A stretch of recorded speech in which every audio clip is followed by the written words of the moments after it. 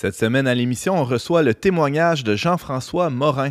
Et Patrick Ducharme se demande, avec le sociologue Hartmut Rosa, pourquoi on est si fatigué. Bref, on n'est pas du monde.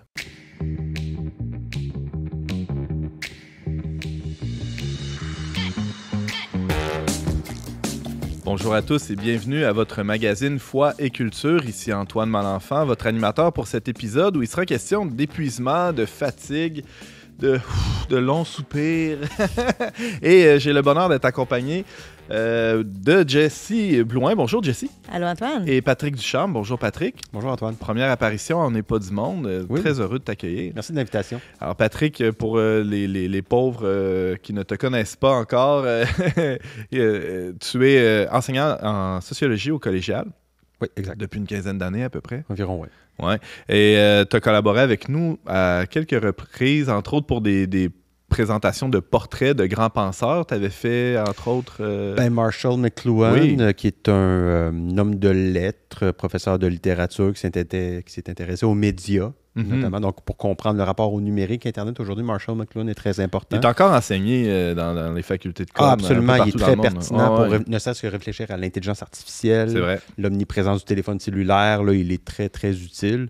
Puis c'était quelqu'un qui s'était converti au catholicisme assez tard dans sa vie. Il provenait d'une famille protestante. C'est ce que j'avais... Il va falloir qu'on fasse une émission spéciale sur McLuhan assez bientôt, je pense. C'est un homme fascinant. Pour vrai, c'est un personnage. Là. Et là, aujourd'hui, tu viens de nous parler d'un autre auteur, Hartmut Rosa, en fait, un sociologue allemand, un contemporain qui est toujours vivant. Oui, absolument. On le connaît à l'échelle internationale, je dirais, depuis peut-être une dizaine d'années qu'il commence à se faire connaître. Il est très pertinent.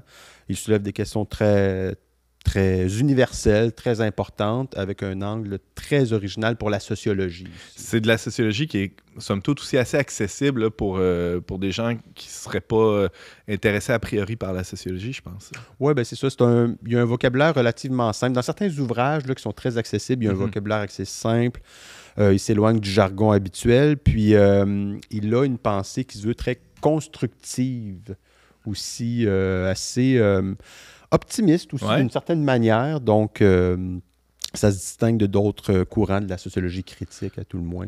Puis oui, je trouve qu'il est très accessible et il évoque beaucoup de choses, des images très fortes dans sa sociologie. C'est en tout cas, pour avoir fréquenté un peu son œuvre, c'est vraiment rafraîchissant. Tout ça va être en deuxième partie d'émission, là, un peu plus tard. Très heureux de t'avoir avec nous, Patrick. Merci. Jessie, tu nous parles de quoi, toi, plus tard dans l'émission? Je parle de détente, de divertissement, de réduire la confusion entre les deux, identifier les réels besoins. Parce qu'on est tous fatigués. Hein? Connaissez-vous des gens qui sont pas fatigués, vous autres? Mais ça, c'est régulièrement, non, c'est ça, silence dans la salle.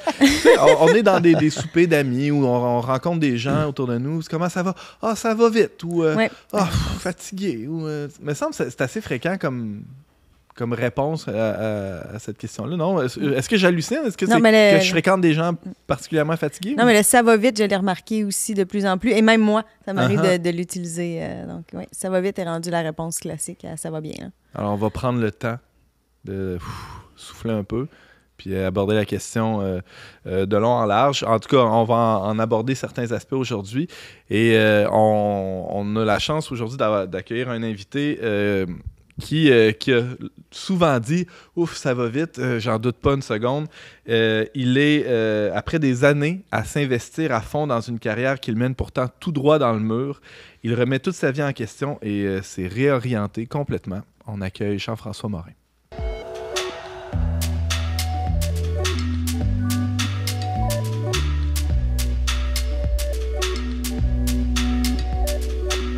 Jean-François Morin, bonjour. Salut Antoine. Bienvenue, on n'est pas du monde. Bien gentil, merci. Alors, après des études en philosophie, tu bifurques vers le droit pour mener une brillante carrière, je pense qu'on peut le dire, là, dans le monde de l'industrie des produits financiers, c'est bien ça? Mais en 2015, tu frappes un mur.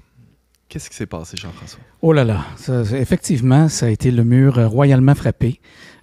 Carrière brillante, je ne sais pas, là, mais disons que ça s'est terminé, on dirait, d'un coup sec.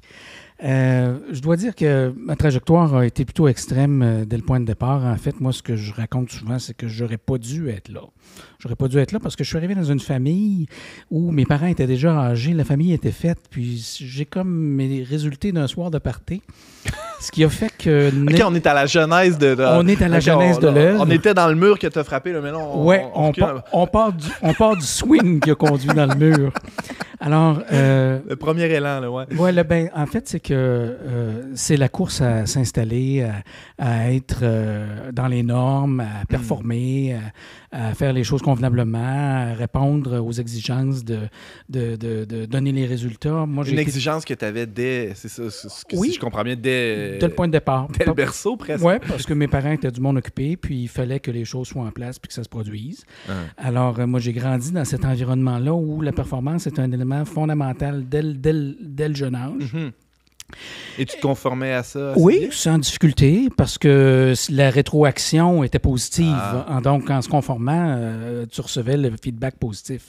Alors, j'ai duré là-dedans, puis l'éducation ayant suivi et cette espèce d'habitude d'être destiné à faire partie des gens qui, éventuellement, allaient prendre des responsabilités, a fait en sorte faire partie d'une certaine élite, là, ou disons, avec des postes de responsabilité. Oui. Tu te sentais que tu étais prédestiné à ça? Bien, ça nous avait été annoncé déjà dès l'entrée au secondaire. Écoutez, vous avez été sélectionné pour ça. Là, parce que dans un collège privé. Oui, c'est ça. Ouais.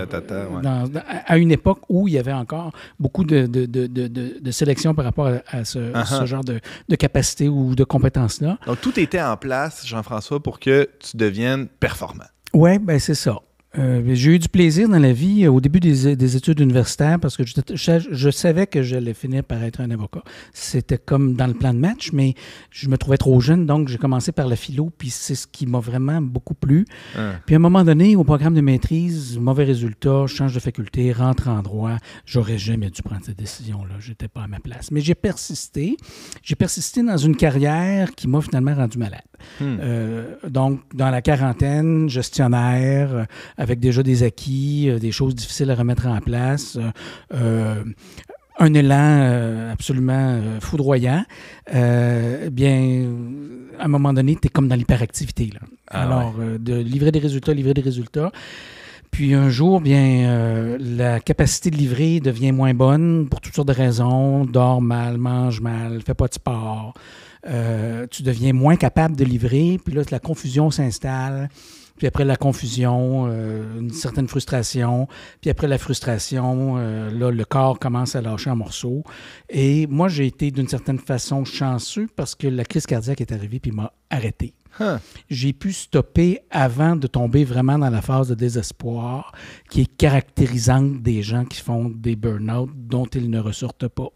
Qui arrive, ça arrive, tout le monde connaît quelqu'un à qui c'est arrivé. Là, en tout cas, je vous vois, Pinet, surtout dans ces âges-là. Toi, tu étais dans la jeune cinquantaine à peu près quand c'est 52. Arrivé. Bon, c'est assez classique comme pattern. Excuse-moi, je n'ai rien enlevé à ton parcours, mais tout était en place pour que ça survienne. Je t'entendais parler, Jean-François, puis je voyais Patrick opiner, spécialement quand il était question de la conformité aux attentes, tout ça. Des psychologues regarderaient ça sous l'angle d'une approche plus comportementale, là, behavioriste presque. Là. Les sociologues, ils regardent ça comment? Un parcours comme ça où il y a des attentes, des règles informelles, parce que c'est sûr que tu n'as pas signé de contrat nulle part dans ton enfance qui te prédestinait à tout ça, mais tu sentais un poids des normes. C'est quoi le regard d'un sociologue sur ce genre de phénomène? C'est assez paradoxal parce qu'on se rend malade en faisant ce qu'il faut faire. J'aime bien le discours d'un médecin et auteur qui s'appelle Gabor Maté, que vous connaissez peut-être, qui dit que dans une culture, la norme n'est pas le comportement correct, c'est le comportement attendu. Donc, il n'y a pas de rapport à la morale dans la norme. C'est ce qu'on doit faire, tout simplement. Et c'est ça qui est confrontant lorsqu'on est soit en trouble anxieux, en dépression, en épuisement professionnel, c'est qu'on se dit, bien, pourtant, j'ai fait ce que je devais faire. Et j'ai tout ce qu'il faut, j'ai réussi, j'ai une carrière. J'ai suivi plein de matchs, puis ça a foiré pareil. C'est ça. Mais si on se souvient que la norme en tant que telle n'est pas souhaitable, mais elle est attendue. Ça peut arriver qu'elle soit morale. Ça peut arriver, mais il faut au moins pouvoir en discuter. Oui, tout à fait. Ah, c'est intéressant. Alors, il arrive ce mur-là de la crise cardiaque qui a été tout un signal d'alarme. En tout cas, j'imagine ça... Ben oui et non, en fait, parce que j'y ai pas cru. Quand le médecin m'a dit en salle d'intervention, « Monsieur Morin, est-ce que c'est la première fois? » J'ai dit « La première fois quoi? » Il dit « Vous êtes en train de faire un infarctus. » Écoutez, j'ai éclaté de rire. Et puis, on m'a soigné et voilà. Mais alors, on est préparé à ce genre de régiment. On est préparé dès l'enfance à faire des étapes qui nous préparent pour l'étape suivante, etc. C'est un entraînement, comme pour un sportif. Ouais. Ensuite, nos parents nous éduquent, mais ils nous divertissent. Puis après ça, on tombe aussi dans une certaine forme de conformisme qui peut tomber à l'asservissement quand on perd la capacité de retrouver des points de repère qui nous appartiennent.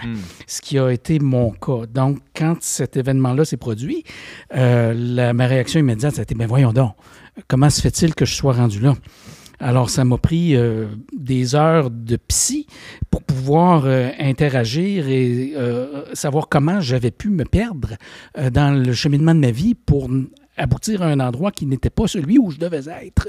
Parce que c'est ça la question. C'est de ne pas être capable de répondre à la préoccupation « Où suis-je? » Donc, quand tu n'as pas de point de repère, quand tu ne peux pas évaluer la manière dont tu remplis tes batteries ou la façon dont elles se vident, bien, inévitablement, tu as une tendance un peu extrême, comme moi j'en ai une, par constitution. Il est presque inévitable que tu te rendes quelque part dans un endroit où tu te la pètes royalement. Est-ce que tu dirais que tu as fait une forme... On parle de l'épuisement aujourd'hui, de la fatigue.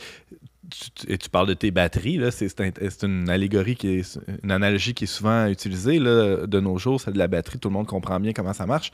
Est-ce que ces batteries-là étaient vidées? Est-ce que tu dirais que c'est un épuisement que tu as fait oui. Un genre de burn-out dont la crise cardiaque a été un des signaux? Oui, tout à fait. Dans les activités qu'on a, quand elles nous correspondent, quand elles répondent à nos talents naturels, généralement, on en ressort énergisé. Il y a quelque chose qui nous stimule, qui nous motive, qui nous propulse vers l'avant. Il y a une forme d'adrénaline qui est très, très favorable pour le maintien de la vie. On a été fait comme ça. Un bon stress. Mais il y a un mauvais stress qui est celui où, à un moment donné, on franchit la limite, puis à ce moment-là, au lieu d'avoir une accumulation, on a une déperdition. Mais comme on est dans l'hyperactivité, on ne s'en rend pas compte. Puis un jour, la batterie se retrouve entièrement vidée. Puis ça tient beaucoup au fait d'exploiter des compétences, des choses acquises au lieu de s'en tenir à nos talents naturels. Alors, on acquiert des compétences par-dessus. Comme par exemple, dans le monde dans lequel tu étais, celui de l'industrie des produits financiers, tu avais acquis des compétences. Tu étais bon dans ce que tu faisais, j'imagine, pour être rendu là. Tu avais une équipe à ta charge que tu gérais sûrement très bien. Tu avais développé des aptitudes, mais c'était pas tes aptitudes naturelles, tes talents naturels. C'est ça que c'était des procédés pour obtenir des résultats. Comme une machine. Des compétences, ça sert à ça. Donc, quand il s'agit de livrer quelque chose pour un employeur, pour une entreprise, soit un service, soit des produits, bien à ce moment-là, on acquiert des moyens de le faire. Puis ces moyens-là, s'ils correspondent à qui on est, comme profil comportemental de base, là, parce que tout le monde n'est pas construit de la même façon, ça t'aide, mais sinon, ça te mine. Et alors dans mon cas, c'est ce qui s'est produit. Je me suis tranquillement vidé, puis à un moment donné, crac, ça a cassé. Puis c'est ce qui se produit dans la plupart des cas de gens qui font de l'épuisement professionnel. À un moment donné, ils arrivent à un endroit où ils ne se retrouvent plus. Comment tu réponds à cette question-là? Il y a des gens qui nous écoutent, là, qui viennent d'entendre ce que tu as dit, là. L'important, c'est de savoir où on est. Comment on fait pour répondre à cette question-là, Jean-François? Bien, il faut d'abord prendre le temps de s'arrêter. Donc, il y a un éloignement géographique ou spatial qui est important de prendre. Quand on sent qu'on s'en va vers le mur, parce qu'à un moment donné, il y a des signaux de ça, sur le plan des émotions, sur le plan du cœur, sur le plan du corps, sur le plan de toutes sortes de capacités, bien là, à un moment donné, il faut s'arrêter. Il faut prendre une distance, puis il faut se demander où on en est dans notre gestion de l'énergie. Puis si on se rend compte que la batterie est en train de se vider, là, il faut sérieusement se poser des questions sur par où je suis passé pour me rendre ici, avant de casser. Et ça, c'est ce que nous ne faisons pas la plupart du temps, parce que nous vivons dans une culture du divertissement, parce que nous sommes constamment à la recherche de l'avoir. J'ai, mais je veux plus, du vouloir, du valoir. Je vaux quelque chose, mais je veux valoir plus la réputation, puis le pouvoir. J'ai des leviers pour transformer, pour changer la réalité. J'en veux plus. Et ces requêtes-là font en sorte que tu es constamment en train de bouger. Alors, il y a les divertissements nous permettent de réduire la tension. Puis à un moment donné, il faut aussi choisir le positionnement qu'on a dans l'environnement dans lequel on se trouve. Donc, est-ce que je suis bien si je me conforme à ce qu'on me demande ou à ce que les valeurs ambiantes exigent de moi en termes de comportement? Il faut se poser cette question-là. Patrick, oui. C'est intéressant parce que, en tant que professeur, je remarque que les personnes qui sont le plus susceptibles de frapper ce mur-là, d'être rattrapées par l'anxiété, l'hyperactivité et éventuellement l'épuisement, ce sont la grande majorité du temps, ce sont les étudiants et étudiantes avec les meilleurs résultats.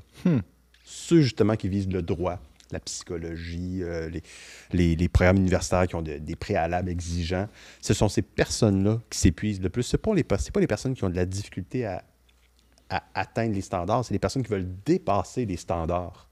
C'est cette référence-là aux standards, là, on l'observe là, très, très, très facilement. Une pression qui est induite parfois à la maison, des fois par les pairs, des fois qu'on se l'indique soi-même en ayant des objectifs de carrière. Ça vient partout, oui, c'est les parents, c'est les professeurs, mais c'est aussi le cinéma, c'est la publicité, c'est l'imaginaire collectif. On parle du droit. Tout à l'heure, Jean-François, tu disais « je n'aurais pas dû y aller », mais pourquoi on y va? C'est parce qu'il y a un prestige aussi associé à ça. Alors, j'imagine que si je travaille bien et je vaux ça, le droit, c'est ce que je dois atteindre. Il y a quelque chose dans l'imaginaire collectif qui... Mais une chance qu'on a des avocats quand même. Là, en tout cas, pour certains... Est-ce qu'il y a un avocat qui te dit de dire ça? Ou... J'ai un appel du barreau là, qui me dit... Non, mais c'est juste qu'il y a des personnes qui sont peut-être plus faites pour ça. C'est un peu ça que j'entends dans ce que tu dis, Jean-François. T'étais juste pas fait pour ça. Moi, j'étais pas fait pour ça. C'est ça. Puis j'y suis allé parce que c'est un désir de faire partie de la bonne société puis d'être dans un environnement confortable puis de reproduire ce que j'avais moi-même eu dans mon environnement. Non pas que je vienne d'une famille de juristes, mais il y en avait autour. Mais c'était une fausse piste. Si j'avais écouté mon cœur puis si j'avais choisi ce qui me plaisait, j'aurais eu un train de vie considérablement moins élevé, mais j'aurais eu beaucoup plus de plaisir, de satisfaction. Et puis, alors ça, c'est un des critères fondamentaux. Alors, les gens qui sont bien parce qu'ils font des choses qui correspondent à leur profil comportemental de base et qui ensuite prennent le temps de respirer, de s'occuper de leur corps, de bien manger, de bien dormir, c'est pas des candidats au burn-out, là. C'est pas des candidats à l'épuisement professionnel. Qu'est-ce qui s'est passé à partir du moment où tu as remonté la pente, là, parce qu'il y a eu une réorientation de carrière nécessairement? Là. Oui, mais en fait, je ne l'ai pas remonté parce qu'après le retour au travail, il a fallu s'occuper des sondages d'employés catastrophiques. Alors, je me suis versé à fond de train dans ce qui était ma responsabilité. Puis, j'ai fini de vider ce qui restait Bravo. dans les batteries. Puis, c'est à ce moment-là que j'ai été... je dirais, forcé à prendre un autre choix de carrière. Et c'est là que j'ai pris conscience que j'étais, dans le fond, dans un épuisement professionnel. Ça a été le fond du baril, ça? Oui, il s'est écoulé 1 an entre la crise cardiaque puis le fait que je prenne conscience que j'étais dans un épuisement professionnel. Pour dire à quel point le système te maintient. Ouais. Alors, il n'y a pas eu aucune récupération pendant cette période-là. Il y a eu plutôt la continuation vers le fond. Alors, forcément, je me suis retrouvé, mais complètement vidé. Ouais. Complètement. Et puis... j'ai commencé à ce moment-là à prendre du temps pour moi, puis à faire le vide, vraiment. Et puis, je pensais que j'allais m'améliorer, mais pas du tout. Ne prenant pas les bons leviers pour rétablir, je restais au plancher. Jusqu'à un soir, alors imagine un mois de novembre, pluvieux, tu commences, c'est difficile la fin de l'année. C'est triste pour tout le monde. Là. C'est triste pour tout le monde. Alors un soir où j'étais tout seul dans la maison, j'ai hurlé. Au ciel, j'abandonne, je lâche, j'abandonne, j'en peux plus, je lâche, prends-moi. Puis à ce moment-là, j'ai entendu une voix qui m'a invité à emprunter des sentiers qui allaient être ouverts pour moi, puis que ça allait me donner la vie la plus enrichissante que j'aurais même pas pu imaginer pour moi-même. Puis à partir de cet instant-là, j'ai consenti, j'ai dit oui, puis là, tout a relâché. Et ça a été le point tournant.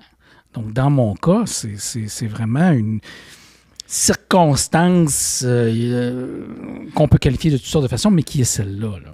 Que certains qualifieraient d'une sorte de grâce ou d'une manifestation divine qui s'est présentée à toi qui hein? C'était la mort qui s'en venait ou la résurrection, un des deux. Là. C'est ce que je disais à ma famille. J'en peux plus, c'est un ou l'autre. Alors ça a été le coup de pied dans le fond de la piscine qui m'a permis de remonter. Puis à partir de ce moment-là, j'ai tout relâché. Puis l'analogie que je prends, c'est comme le fil d'acier qui tient un filet de tennis. Là. Il est sur un cliquet. Hein? Ouais. Ben, tu sais, de forcer le cliquet pour que ça déclique, puis qu'à ce moment-là, ça commence à reculer de l'autre bord. Uh-huh. Ça, c'est l'expérience limite de se rendre jusqu'au bout du bout. Là. Puis dans mon cas, ça a été ça. À partir de ce moment-là, le fil d'acier s'est mis à relâcher, mais ça a été long. Puis ça m'a pris 5 ans à me rétablir. Ça m'a pris 5 ans d'activité physique, de dormir comme il faut, de travailler à temps hyper partiel. Mm-hmm. Puis c'est à ce compte-là que j'étais capable de remonter. Parce que statistiquement, les gens qui font des burn-out, là, il y en a 20% qui s'en sortent jamais, qui vont toujours rester sans que leur énergie revienne. Il y en a un 60% qui oscille entre je me rétablis, j'ai plus d'énergie, je descends, je remonte. C'est cyclique, ils ne sont jamais vraiment capables de se stabiliser. Ouais. Puis tu as un 20% qui ressort à l'autre bout. Moi, j'estime que je fais partie de ce groupe-là, mais a priori, j'étais plutôt parti pour être celui qui est resté dans le fond. Là. Alors, ça prend un soin de soi-même extraordinaire pour pouvoir sortir d'une mauvaise situation comme celle-là. On comprend que la prière a joué un rôle déterminant. Tu parlais aussi, Jean-François, de tes proches, ta famille, oui. Qui te dit c'est la mort ou la résurrection, il n'y a pas d'entre-deux possible. Ça a été quoi leur rôle à tes proches dans ce parcours-là? Rien de spécial. Ils ont continué leur vie quotidienne. Ils ont eu beaucoup de gentillesse et d'attention à mon égard, mais je n'avais pas besoin de soins constants. J'étais capable de m'organiser moi-même. Mais ça prend le soutien des proches dans le sens où la capacité de produire n'est plus là. Ouais. Donc, ça prend des sources de revenus, je dirais, assurées d'autre part pour être capable de... Mais heureusement, les enfants intégrants étaient déjà partis à ce moment-là. Mais c'est quand même un réajustement. Ça aurait été une autre paire de manches si tu avais encore eu les enfants à charge, par exemple? Ou... En fait, quand les enfants étaient encore à la maison, moi, je me maintenais dans une carrière qui était celle où normalement, je n'aurais pas dû être. Là. Parce que les signaux avant-coureurs, je les avais déjà, mais je les voyais pas parce que je voulais pas les voir. Ouais. Mais c'est à ce moment-là que j'aurais dû me rendre compte que j'aurais dû faire un changement de cap. Mais ça impliquait tellement par rapport justement à tes responsabilités familiales que c'est mieux de rester dans le déni. Là, exact. C'est fascinant parce que c'est une question intéressante parce que lorsque quelqu'un est en épuisement professionnel, il y a un environnement autour. Et même si les gens autour veulent aider, des fois, j'ai pas le temps. Parce que moi, je travaille. Donc, je ne peux pas m'arrêter pour aider quelqu'un qui ne peut plus travailler. Les enfants doivent aller à l'école, l'épouse doit travailler aussi, ramener de l'argent à la maison. Je voudrais bien t'aider, mais des fois, ça peut être ça. Est-ce que j'ai le temps? Est-ce que j'ai l'énergie d'aider quelqu'un qui n'a plus d'énergie? Il y a cet enjeu-là aussi. Ça peut être difficile, peut-être pour les gens autour aussi, j'imagine. Là. Oui, puis il n'y a pas question de pointer personne. Non, absolument, c'est que on est à court de solutions. Ça prend beaucoup d'amour pour que les gens respectent le fait qu'une personne est en transition vers quelque part qui n'est pas visible. Et de la patience. Et de la patience. De l'espérance même. Alors, parce que l'espace de création qui te permet de te régénérer, c'est un espace dont les limites, c'est pas défini. Tu as écrit nulle part que ça te prendrait 2 ans ou 5 ans ou 10 ans à te remettre. Là. Non. Alors, ça prend des personnes proches qui sont capables de supporter cette ambivalence. Ouais. Parce que quel bord tu vas prendre? Qu'est-ce que tu vas choisir? Qui vas-tu être que je ne peux pas deviner à l'heure actuelle? Comment tu vas finir? Comment tu vas ressortir? Ça, c'est une aventure. C'est un indéfini. Puis il faut que l'environnement proche soit capable de marcher avec la personne qui vit cette transition-là. Qu'elle-même ne voit pas. De tolérer ou de vivre avec cette forme d'incertitude-là dont on connaît le début, mais on ne sait pas l'issue encore. Jean-François, tu es devenu toi-même coach, tu as accompagné plein de gens, tu es même membre d'Expand Canada, là, qui est une organisation certifiée. Il y a toutes sortes de coachs qui sont, j'oserais dire, même presque des charlatans, ou mais il y en a des plus sérieux, et t'en fais partie, là, j'en sais quelque chose. Comment cette expérience-là t'a aidé à vivre ce tournant-là par la suite? Ben, dès le point de départ, quand je suis devenu malade, j'ai été chanceux d'être proche de cette organisation-là, à laquelle j'ai proposé, parce que j'avais les conditions pour le faire, de démarrer l'entreprise au Canada.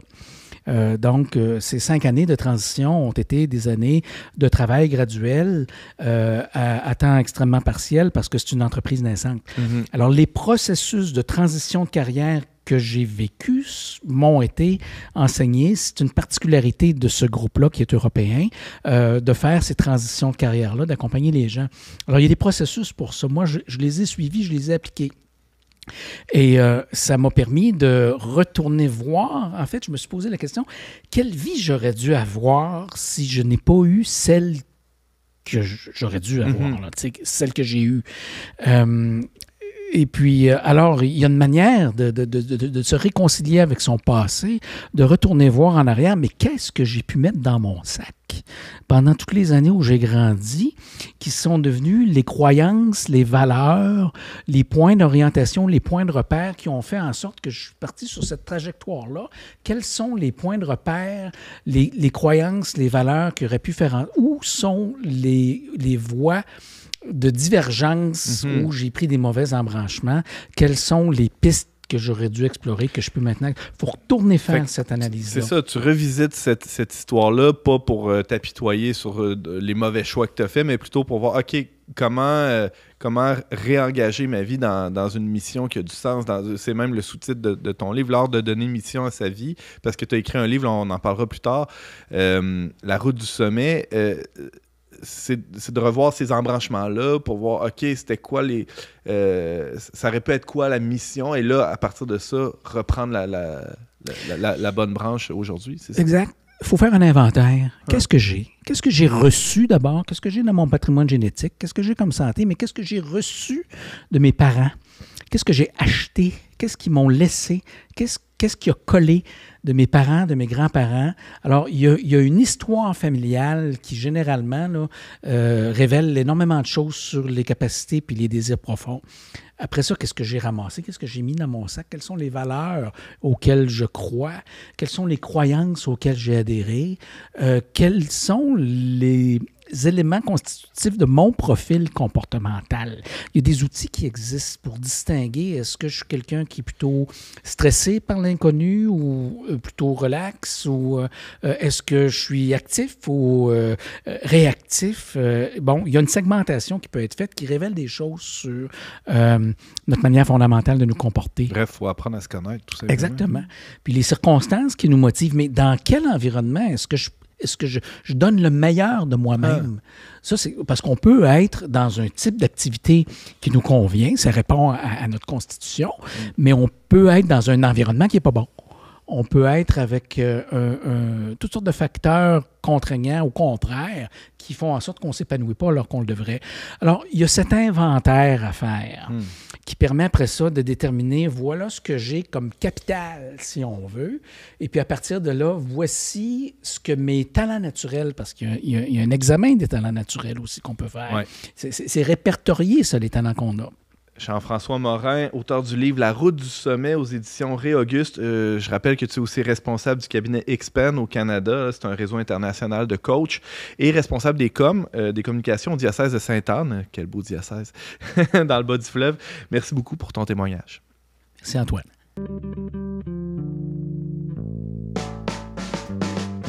On n'est pas du monde est une émission produite par l'équipe du magazine Le Verbe. Pour vous abonner gratuitement et recevoir 8 numéros par année, visitez leverbe.com/abonnement. Jessie Blouin, chef de pupitre web pour Le Verbe Média, bonjour. Allô, Antoine. Alors, on parle de fatigue, d'épuisement aujourd'hui. C'est quand même étrange tout ça parce qu'on n'a jamais eu autant de temps de loisirs dans l'Occident moderne, de temps de vacances. On va dans le sud, on passe des soirées à regarder des séries. Pourquoi on est si fatigué? C'est-tu parce qu'on n'est pas bon pour se reposer, Jessie? Ben oui, mais en effet aussi, c'est que tous les types de divertissements ne nous détendent pas de la même façon. Fait que, dépendamment de ce qu'on a besoin de détendre, ben il faut adapter aussi le mode de détente, si je peux dire. C'est quoi la détente? Bien, la détente, si on se fie au Petit Robert, que tout le monde peut aller vérifier, c'est le relâchement d'une tension, là, si on le prend au sens figuré, d'une tension intellectuelle, morale, nerveuse et tout ça. Donc, on a besoin de le relâcher. Mais ce que je trouve plus intéressant, c'est quand on le prend vraiment au sens propre, qui est le relâchement de la tension, mais au sens d'un ressort, d'une détente. Il donnait l'exemple de sportif, donc la capacité d'un athlète d'effectuer un mouvement rapide et puissant. Comme un athlète qui lance un javelot, il prend son élan, il est tendu, et là, il y a la détente, c'est quand le javelot part. Exactement. Donc, le relâchement est nécessaire au déploiement de la puissance. C'est intéressant, ça. Ouais. On peut appliquer ça à nos vies. Effectivement. Donc, c'est ce qu'on va essayer de faire. Yeah. Tu as fait des recherches, évidemment. Tu as fouiné un peu, là, voir qui s'intéressait à ça, la détente. Oui, j'ai pas juste sorti ça de mon chapeau. Il y a des gens... Dieu sait qu'il est grand, ton chapeau. Il est grand, mon chapeau. Mais il y a des gens très, très compétents qui se sont penchés sur la question. Moi, je me suis basée sur Pascal Hide, qui est un prêtre médecin, docteur en philo et théologie, et aussi auteur de plusieurs livres, qui s'est vraiment penché sur la question de la détente. Donc, qu'est-ce qu'il dit? Ce qu'il dit, essentiellement, il donne 3 raisons de se détendre, parce que ça peut paraître d'emblée évident, mais c'est ça. Pourquoi se détendre? Donc, il y a la détente physique, il y a la détente mentale, mais il y a la détente spirituelle qu'on peut traduire par le besoin de sens. Okay. Donc, détente physique, ben là, tu as besoin de dormir. Faut que tu reposes ton corps. La grosse base. Et pourtant, ça va pas de soi. J'entendais le témoignage de Jean-François un peu plus tôt. Il dit, tu sais, il a fallu que j'apprenne à bien manger, dormir assez longtemps. C'est quand même important. Oui, c'est la base de la base. Ensuite, il y a la détente mentale. Donc, la réponse à ça, c'est vraiment, c'est là qu'on revient à libérer la tension. Donc, tout ce qui est plus dans l'ordre du divertissement, qui va permettre de mettre le cerveau à off, on en parlait un petit peu tantôt. Donc, ça rentre là-dedans. Puis, le spirituel, qui est comme plus au niveau du manque de sens. Donc, ça, c'est, Jean-François en parlait tantôt, nos aspirations profondes, d'aller rechercher ça, puis voir qu'est-ce qui les comble. Donc, s'il n'y a pas de sens dans notre vie, ça contribue aussi à l'épuisement, à la tension. Fait que, si je te suis bien, Jessie, il y a des moments où on a besoin d'une détente ou d'un repos, ou d'une détente, disons-le comme ça, physique. Il y a des moments, donc le soir, il faut se coucher, là, bref. D'autres moments dans notre vie, on a besoin d'une détente spirituelle, d'un moment où on se questionne sur le sens. Et des fois, on a juste besoin de se mettre le cerveau à off puis d'écouter un film un peu niaiseux qui nous obligera pas trop à réfléchir au sens de la vie. Et dans le fond, c'est des besoins différents auxquels il y a des réponses différentes à offrir. Et des fois, c'est tout confus, ça. Oui, mais Pascal, justement, il relevait 4 fruits de la détente. Okay. Donc ça nous aide justement à identifier c'est quoi les meilleurs types de détente. Donc, les fruits, c'est que ça supprime ce qu'il appelle le bruit cognitif résiduel que toute tâche occasionne. Donc, c'est comme si on accumule, parce qu'un bruit cognitif, c'est comme une altération du jugement. Donc, on devient de moins en moins efficace parce que c'est comme si on est de plus en plus encombré. Donc, une bonne détente va supprimer ça. C'est comme si ça permet d'effacer la ardoise, puis on recommence à zéro. Donc, ça fait ça. Sinon, récupérer la fatigue attentionnelle permet de penser à des problèmes urgents et donne à réfléchir à des questions qui sont importantes, qui sont existentielles. Donc, c'est là que ça devient intéressant. Si on fait la distinction entre, mettons, écouter une série ou aller marcher dans la forêt. Écouter une série, ben comme ton attention, elle est complètement captée, ça crée quand même une détente parce que ça fait que tu arrêtes de penser à tes problèmes, tu oublies complètement ton quotidien. Donc, il y a une forme de détente là. Mais ça permet pas, ça dégage pas un espace mental pour répondre à des questions urgentes. Ça donne pas du sens à ta vie d'écouter une série de The Office ou je sais pas. Exactement. Donc, à ce moment-là, on pourrait penser à, mettons, une marche dans la forêt qui te permet de t'activer. respirer, qui te permet de prendre une distance aussi avec ton quotidien et tout ça, ce qui peut être générateur de stress. Puis aussi, ben, ça libère l'espace mental pour te remettre en question au besoin. C'est drôle, Jessie, ce que tu racontes, ça me fait penser, j'ai une amie qui me partageait récemment, elle est allée dans un monastère pour un week-end. Puis là, elle avait besoin de se reposer. Puis là, on se dit, dans un monastère, c'est un bel endroit pour ça. Elle est revenue brûler bien raide parce qu'elle a mal dormi, parce que le lit n'était pas confortable, ou je sais pas trop, je nommerai pas la place, là, faites-vous-en pas. Mais je trouvais ça, en lien avec ce que tu dis, finalement, ce qu'elle avait besoin, c'était plus d'un hôtel que d'un monastère. Mais par contre, si elle avait eu des questionnements plus existentiels ou spirituels, le monastère est tout à fait à propos. Ça dépend, ça prend la bonne solution au bon problème.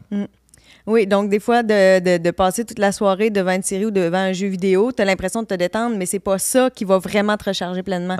Donc, c'est vraiment d'identifier le réel besoin puis de le combler de la bonne façon.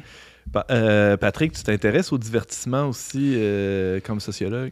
Oui, bien, c'est là où on voit la différence entre le repos ou la détente et le divertissement, qui est une diversion. Puis dans une perspective traditionnellement marxiste ou critique à tout le moins. Oui, c'est ça. Il y a comme une continuité dans l'histoire du temps qu'on prend à l'extérieur du travail. Donc, historiquement, l'ouvrier, ce qu'il devait faire lorsqu'il ne travaillait pas, c'est de récupérer son énergie en s'alimentant pour pouvoir travailler le lendemain. Il n'y avait pas nécessairement les revenus, l'argent ou le temps de voyager, d'aller voir des spectacles. Il n'allait pas à l'opéra, le prolétaire. Là, bon. Il n'y avait pas de télévision. Donc, il se nourrissait pour pouvoir recommencer le lendemain et le salaire était réfléchi en fonction de reproduire cette force de travail-là. C'est-à-dire que je paye mon ouvrier pour qu'il puisse refaire sa journée le lendemain, pour pas qu'il crève de faim. Ni plus ni moins. Un peu comme un esclave, là, si on veut pousser la logique jusqu'au bout. Exactement. Ouais. Alors que maintenant qu'on a quand même des revenus plus importants, beaucoup plus de temps libre, effectivement. On est quand même dans une société de consommation et de loisirs. Là, oui, voilà. Mais là, le temps libre n'est pas investi pour aller chercher les calories qu'on a besoin pour recommencer, mais au contraire, pour plutôt se reposer l'esprit, parce qu'on n'est plus tant dans une société de prolétariat ou d'ouvriers, on est dans une société de services tertiaires, de services immatériels, travail de bureau. Donc, c'est pas nécessairement physiquement épuisant, mais on l'a vu, c'est pas nécessairement soulever des grosses charges, s'épuiser au travail, là, mais c'est plus mentalement. Alors, le loisir ou le divertissement, aujourd'hui, remplit la fonction de la nourriture d'autrefois. Donc, c'est une marchandise, là, le divertissement. Là. Qu'est-ce que les travailleurs vont pouvoir consommer pour pouvoir retourner au travail le lendemain? Et ça, c'est quelque chose qui est bien exposé par un philosophe et professeur de marketing qui s'appelle Olivier Babot, que je suis en train de lire. Le hasard fait bien les choses. Et qui, si je peux me permettre, les différentes sortes de loisirs ou de divertissement. Historiquement, il y a le divertissement de l'aristocrate qui est tourné vers autrui. Le pigeon d'argile, l'opéra, il faut que les autres me voient faire, parce que c'est associé à un prestige, le divertissement. Il y a le loisir bourgeois qui est plus tourné vers soi. Donc la lecture, l'éducation, l'instruction. Alors que les aristocrates étaient plus oisifs. Là, bon. Et il y a le loisir historiquement plus ouvrier qui, lui, est de faire rien. Donc, ce n'est pas nécessairement l'apprentissage ou le prestige, mais c'est plus « je ne fais rien parce que je veux arrêter ». Mais c'est un divertissement qui est un peu pernicieux parce que quand on ne fait rien, on ne progresse pas, on ne réfléchit pas, on ne se remet pas en perspective, on veut juste oublier ses problèmes, mais on les accumule. Il n'y a pas de mal à regarder un petit film idiot de temps en temps, là, on s'entend. Mais au volume, on s'en compte au volume quand on regarde les codes d'écoute, quand on regarde les ventes, quand on regarde ce qui est consommé. Culturellement, massivement, on peut se rendre compte qu'effectivement, on a peut-être un problème quant au temps libre. Qu'est-ce qu'on en fait? Et comment ça se fait qu'on est toujours fatigué alors que on travaille en moyenne 30-35 heures semaine. Ce qui n'a rien à voir avec le début du siècle. C'est des peanuts. Et pourtant, on est fatigué. Mais le loisir et le divertissement. C'est une question intéressante là-dedans. Merci, Patrick. Jessie, un dernier mot là, sur ce que Pascal Hitt dit de la détente. Tu disais que c'est la différence entre ces fruits-là nous permet de discerner les différents types de détente. Oui, puis sur son site, qui va être ma suggestion culturelle de tantôt, il va encore plus loin aussi. Il parle de 4 éléments d'une bonne détente et tout ça. Donc, il y a matière à creuser encore. Là. C'est juste la surface là, qu'on a en tout cas, explorée. ça nous donne envie d'en savoir plus. Merci beaucoup, Jessie Blouin. Ça fait plaisir.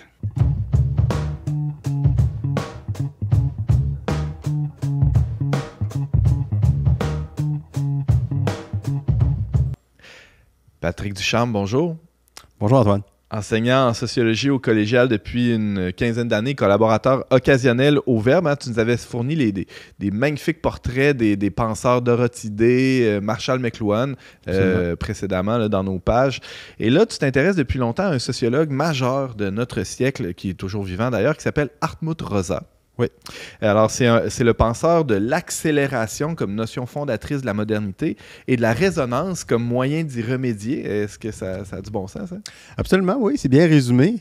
Donc, Hartmut Rosa, donc sociologue allemand, héritier de ce qu'on appelle l'école de Francfort, donc qui est une théorie critique au 20e siècle en philosophie, en sociologie, sur notamment le milieu de la culture, de la consommation, des médias.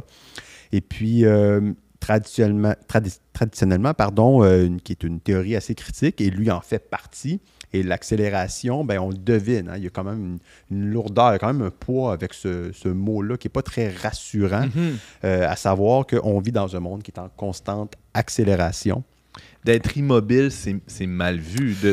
Si ta carrière stagne, si ta famille stagne, si ta vie personnelle stagne, si une industrie stagne, c'est nécessairement mauvais dans l'imaginaire collectif. Ben, c'est vu comme un échec. Ça a toujours été vrai historiquement, mais aujourd'hui, en tout cas, dans l'histoire moderne, à tout le moins, avec la révolution industrielle, on le devine très bien.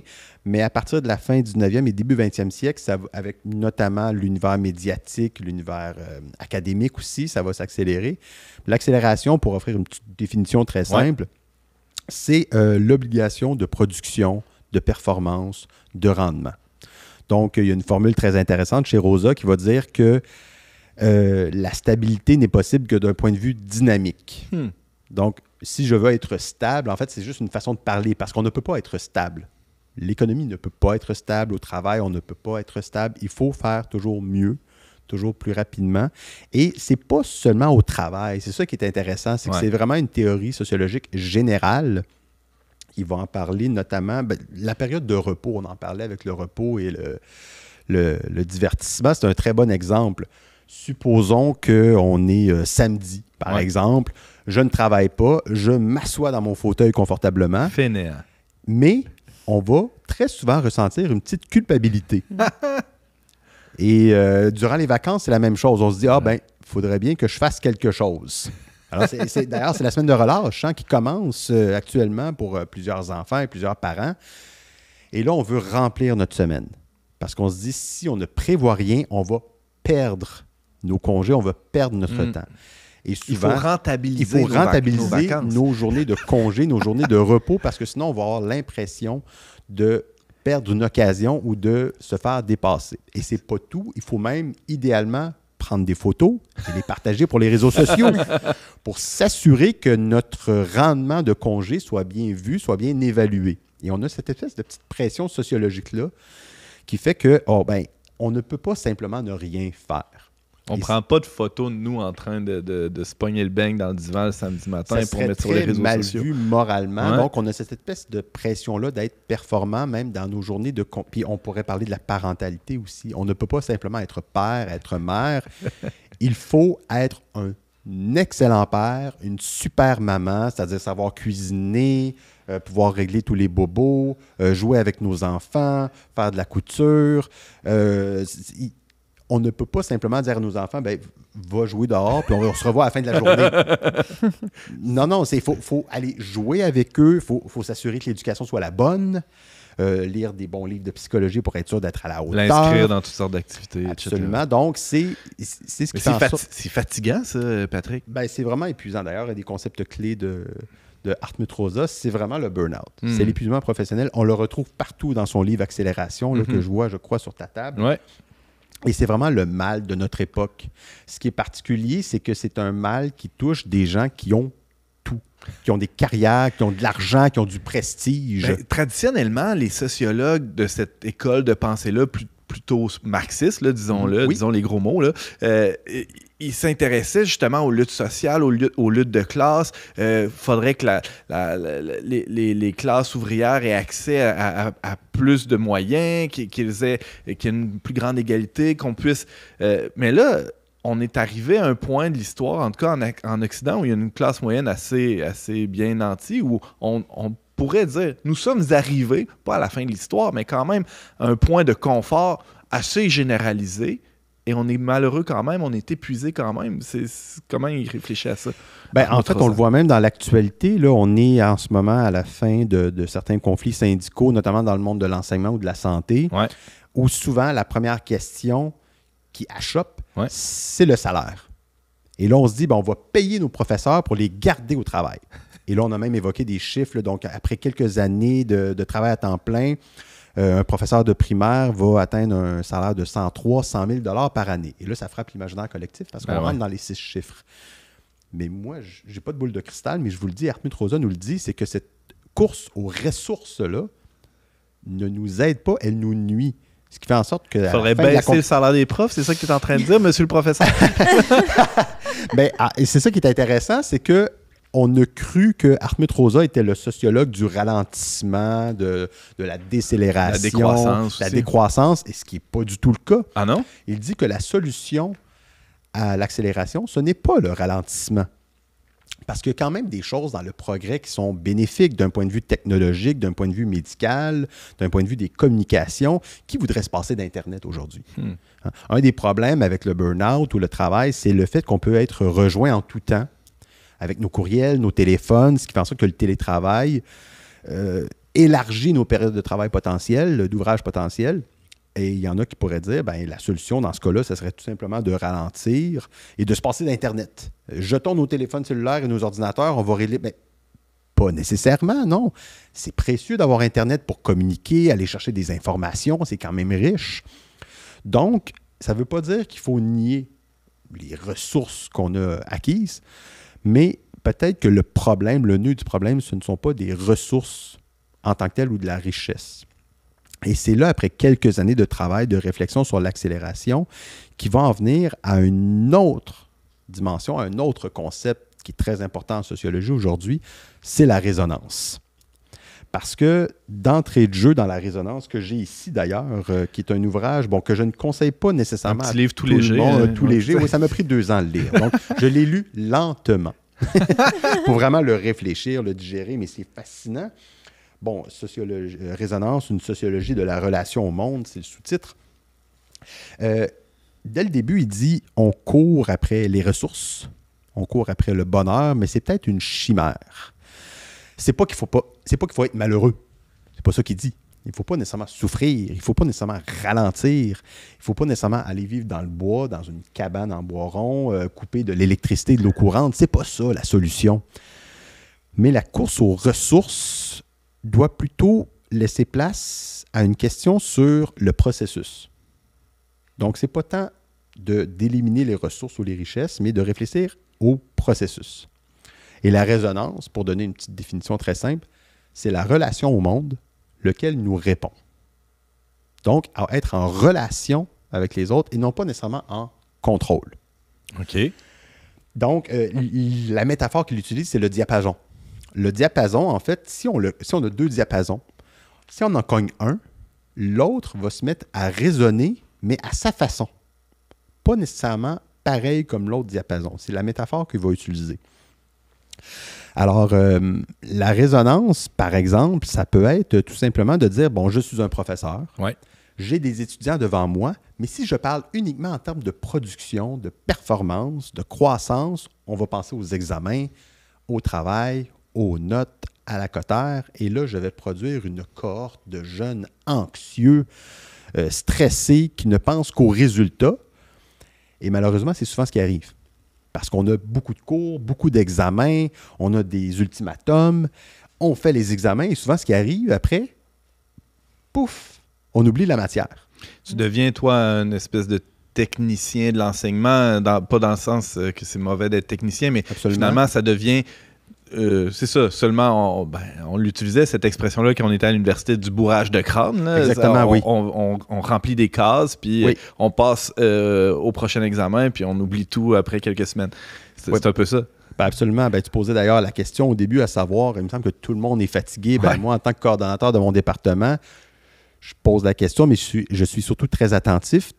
Tout le monde est fatigué. Les professeurs sont fatigués, les étudiants sont fatigués. Et là, moi, je me dis, ben, on est en plein dans l'accélération. Là. Ouais. Je me dis, si tout le monde en parlait ouvertement et si on réfléchissait à l'institution, à nos normes, on pourrait se dire, bon, ben, des professeurs qui sont moins fatigués parce qu'ils se concentrent sur l'essentiel, sur leur matière, sur leur discipline, sur leurs connaissances. Sur la relation avec les élèves. Exactement, et qui veulent transmettre une passion qui peut être contagieuse, parce qu'on a tous rencontré des professeurs qui étaient fascinants, qui ont changé nos vies.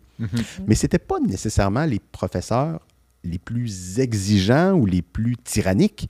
Ou les plus organisés, non? Oui, c'est ça. C'est ça. Ça pouvait être mais pas non plus, je disais que le ralentissement ou la décroissance, c'est pas nécessairement la solution. Pas non plus des professeurs fainéants ou qui nous disent que c'est pas nécessaire de travailler, mais des professeurs qui vont créer une relation résonante où on va se concentrer sur l'essentiel, sur la raison pour laquelle on est là.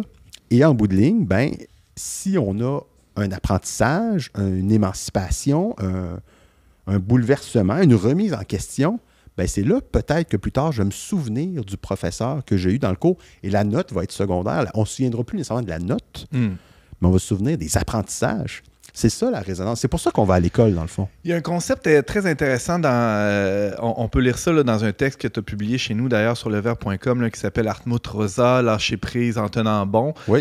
C'est un texte où tu résumes la pensée de Rosa. On voyait bien dans ce texte-là que dans le concept de résonance, il y a 4 dimensions essentielles. Puis bon, sans toutes les énumérer, là, je vois le temps filer. Il y en a une qui est vraiment très intéressante et qui est très proche de ce qu'on vit aussi, ceux qui ont la foi, de ce que vivent ceux qui ont la foi, c'est le concept d'indisponibilité. J'aimerais t'entendre là-dessus, Patrick. C'est quoi ça, l'indisponibilité? C'est quand on m'appelle, je réponds pas? C'est ça? C'est pas nécessairement ça. L'indisponibilité, c'est un principe. Ça veut dire que en théorie, sur papier, on est tous disponibles. On est disponible pour nos collègues, nos amis, notre épouse, nos enfants. Mais ça ne veut pas dire qu'on doit toujours l'être. Il y a des moments où on doit justement lâcher prise, il y a des circonstances. L'indisponibilité, qu'est-ce que ça veut dire? Ça veut dire que la résonance ne se crée pas sur demande.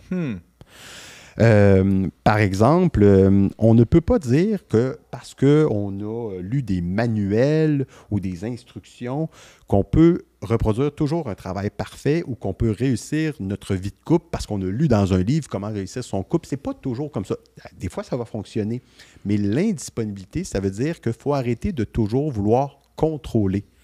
La résonance, par définition, elle est indisponible. Elle dépend du contexte, elle dépend des institutions, elle dépend de la culture. C'est pas en appuyant sur un bouton non, qu'on va l'obtenir. Ça. J'utilise la métaphore du Amazon. Je clique sur quelque chose, je suis membre Amazon Prime, puis le lendemain matin, ça arrive à ma porte. On est dans une culture où on veut que tout arrive sur commande en pesant sur un bouton. Mais la résonance, c'est pas comme ça. C'est de réfléchir au processus et ça fait en sorte que des fois, les choses ne fonctionneront pas. On peut donner un cours qui va être tout croche. On peut faire une erreur au travail. On peut avoir un souper romantique qui va tourner à la catastrophe parce que le rôti brûle dans le four. Ou à l'inverse, tu peux donner un cours parfait qui, sur papier, était très bien préparé, impeccable, la matière est passionnante, puis ça lève pas. Non. Parce que tu as des êtres humains devant toi, pas des machines. Et alors, c'est pas automatique. On peut pas tout contrôler, tous les paramètres. Et paradoxalement, la résonance peut se produire dans des situations où il y a des accidents, des erreurs, des gaffes, mais ça peut être très formateur, ça peut souder des liens, et ce qui fait en sorte que des fois, des hasards suivent son instinct, essayer des choses, peut-être que ça ne marchera pas au travail, mais on essaie quelque chose, on sort un peu de la procédure, juste pour voir qu'est-ce que ça donne. Bien, c'est ça aussi la résonance. C'est de sortir un peu du mode d'emploi, du guide, de la norme, de la procédure, pour penser à des relations. Parce qu'on a beau vouloir suivre les règlements, les normes, le patron, mais ça peut nous mener des fois justement au burn-out. Et pourtant, on va dire, j'ai tout fait ce qu'il fallait. Pourquoi ça ne fonctionne pas? Et puis c'est là aussi qu'il faut lâcher prise. Jean-François? Là, on a un sociologue qui nous parle d'une notion qui est celle de la résonance, mais moi, j'entends la notion du gros bon sens ici. Là. Parce que la résonance, en fait, c'est comme un moment de validation, de convenance. Oui. Est-ce que ce qui m'arrive, ce que je fais, à un moment donné, j'arrête, je fais une pause, je deviens momentanément indisponible, puis je vais donner ce coup de diapason pour que ça part de moi, ça va rebondir, puis ça me revient, puis ça me donne un message par rapport à là où je me situe. Absolument, oui. Un professeur qui, par exemple, donne des devoirs, des travaux, des lectures à ses étudiants, on est ici, il voit que les étudiants sont plus capables, ils ne suivent pas, sont pas capables de répondre aux exigences. Lui-même, en réponse, va dire « OK, d'accord, c'est peut-être que mes normes ne sont pas adaptées. Peut-être que je dois écouter davantage, d'être en relation plutôt qu'être en contrôle et dire que mes élèves sont des cancres, puis que les jeunes ne veulent plus travailler. » Mais puis le patron, c'est la même chose. Le patron qui regarde avec un gros bon sens ses employés va se dire « OK, notre relation n'est peut-être pas saine. Il faut réfléchir à notre relation pour qu'en bout de ligne, tout le monde s'émancipe au-delà des questions de rendement, de croissance et de compétition. » là. Patrick Ducharme, c'est déjà tout le temps qu'on avait. Je rappelle que tu es enseignant en sociologie et collaborateur occasionnel au Verbe Média. On peut lire ta présentation de la pensée très riche d'Hartmut Rosa, ton texte intitulé « Lâcher prise en tenant bon », c'est sur leverbe.com. Merci beaucoup d'avoir été avec nous. Merci Antoine. Vous avez un commentaire, une suggestion ou une question pour l'équipe d'On n'est pas du monde? Contactez-nous via les pages Facebook et YouTube du Verbe Média ou écrivez-nous directement à onpdm@verbe.com.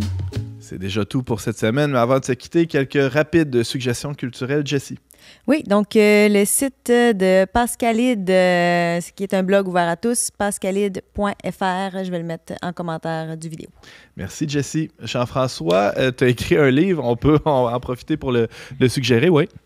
Oui, bien alors que les gens prennent un temps d'arrêt, revoient leur chemin pour décider de la trajectoire future avec un ouvrage comme celui-là, il est conçu pour ça. La route du sommet, on peut trouver ça chez Ré-Auguste Éditions. Merci Jean-François. Et Patrick Ducharme, une suggestion parmi la panoplie de livres écrits par Hartmut Rosa. Si on veut commencer quelque part, c'est « Rendre le monde indisponible » d'Hartmut Rosa. C'est une petite plaquette, c'est très accessible et c'est une façon de montrer comment, en voulant contrôler le monde, mais ultimement, il faut peut-être justement essayer de voir que le monde est indisponible et non pas accessible comme une ressource qu'on peut exploiter à loisir. Et je me permets de rajouter qu'il a écrit récemment en 2023 « Pourquoi la démocratie a besoin de la religion ». C'est une conférence qu'il a donnée dans un diocèse catholique allemand récemment. C'est passionnant le rapport qu'il fait entre En fait, il admire les croyants là, pour cette capacité-là qu'ils ont à se rendre indisponibles en quelque sorte. Ouais. Alors, je vous invite à lire ça. C'est vraiment de toute beauté. Merci à vous d'avoir été avec nous, Jean-François, Patrick, Jessie. Je remercie aussi Marie, La Liberté et Marianne à la technique. Et je vous invite, vous à la maison, à partager cette émission allègrement, sans retenue, sur vos réseaux sociaux. Allez-y fort, retenez-vous pas. On se retrouve la semaine prochaine pour un autre épisode d'On n'est pas du monde.